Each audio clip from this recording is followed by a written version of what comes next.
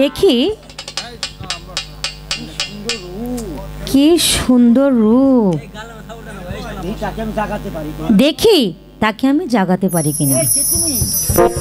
I K তুমি? I উঠো, I কথা বলো।